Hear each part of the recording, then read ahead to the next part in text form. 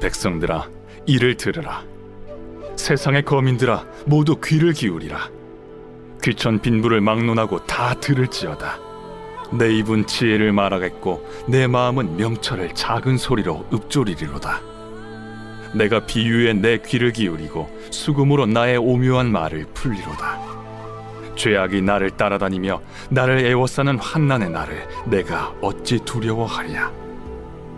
자기의 재물을 의지하고 부유함을 자랑하는 자는 아무도 자기의 형제를 구원하지 못하며 그를 위한 속전을 하나님께 바치지도 못할 것은 그들의 생명을 속량하는 값이 너무 엄청나서 영원히 마련하지 못할 것임이니라. 그가 영원히 살아서 죽음을 보지 않을 것인가? 그러나 그는 지혜 있는 자도 죽고 어리석고 무지한 자도 함께 망하며 그들의 재물은 남에게 남겨두고 떠나는 것을 보게 되리로다. 그러나 그들의 속생각에 그들의 집은 영원히 있고 그들의 거처는 대대에 이르리라 하여 그들의 토지를 자기 이름으로 부르도다. 사람은 존귀하나 장구하지 못하며 멸망하는 짐승 같도다. 할렐루야. 오늘도 온라인 말씀 묵상을 통하여 하나님께서 우리에게 은혜 주시기를 바랍니다.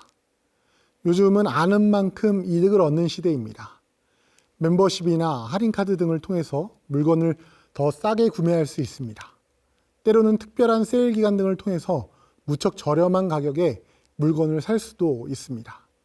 그러나 어떤 사람은 멤버십에 속해 있어도 또 할인카드를 가지고 있어도 다른 사람들과 똑같은 기회를 얻을 수 있어도 여전히 비싼 값을 주고 구매하거나 구매의 기회를 잃어버리기도 합니다. 하나님께서 우리에게 주시는 가장 큰 혜택은 무엇입니까? 바로 구원이라는 혜택입니다. 이 혜택은 누구에게나 주어지는 혜택일까요? 오늘 본문 12절 말씀입니다. 사람은 존귀하나 장구하지 못하며 멸망하는 짐승 같도다. 죽음을 맞이하는 데는 사람이나 짐승이나 다를 것이 없다, 똑같다라고 이야기합니다. 사람이 인생이나 모든 피조물들에게 필연적이고 동일한 부분이 있다면 바로 죽음입니다. 죽음의 문제 앞에서 누구도 그것을 피할 수도 없고 외면할 수도 없습니다.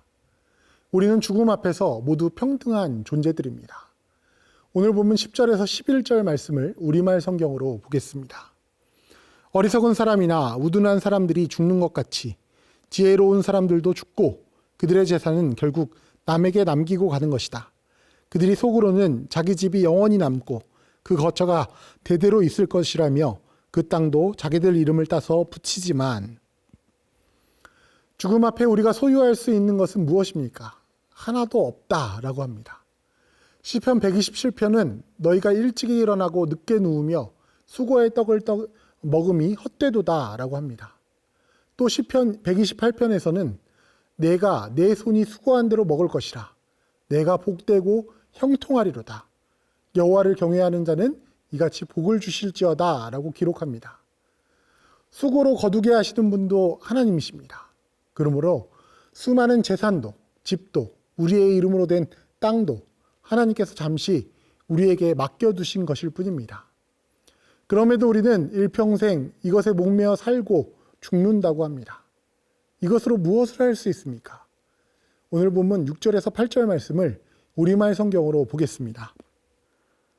자기 부를 의지하는 사람들은 돈이 많은 것을 자랑하지만 그 가운데 어느 누구도 결코 자기 형제를 구원하지 못하고 형제를 위해 하나님께 대속할 제물을 바치지 못하리라. 영혼을 대속하는 것은 너무나 엄청난 일이어서 어떤 값이라도 충분하지 못하니 썩는 것을 보지 않고 영원히 살게 할 수는 없도다.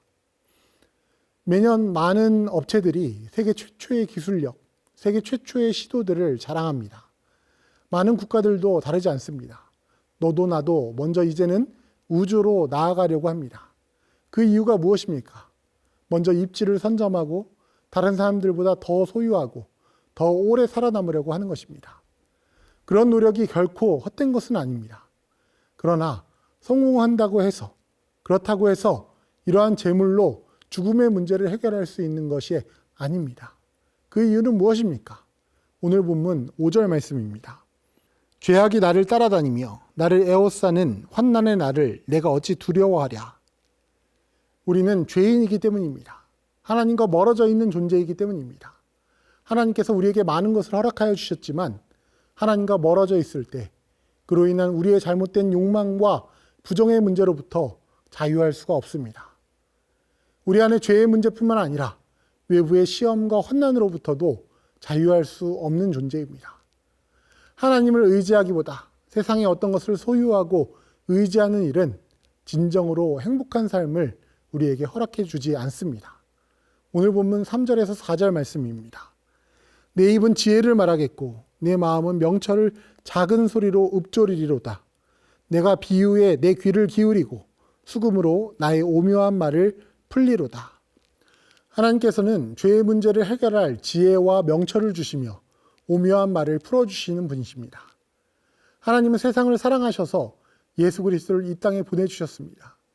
로마서 말씀은 우리가 아직 죄인 되었을 때에 그리스도께서 우리를 위하여 죽으심으로 하나님께서 우리에 대한 자기의 사랑을 확증하셨느니라 라고 하였습니다. 하나님께서는 이 약속을 이루시기 위해 말씀이 육신이 되어 우리 가운데 거하게 하셨습니다. 사도행전 말씀은 다른 이로서는 구원을 받을 수 없나니 천하 사람 중에 구원을 받을 만한 다른 이름을 우리에게 주신 일이 없음이라 하였더라 라고 하였습니다. 그렇습니다.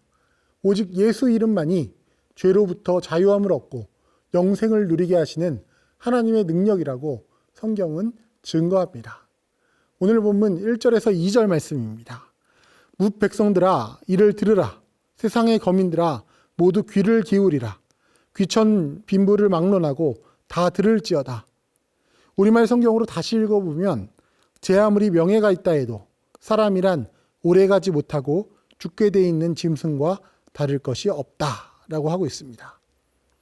하나님의 이 사랑의 복음은 누구에게 허락된 것입니까?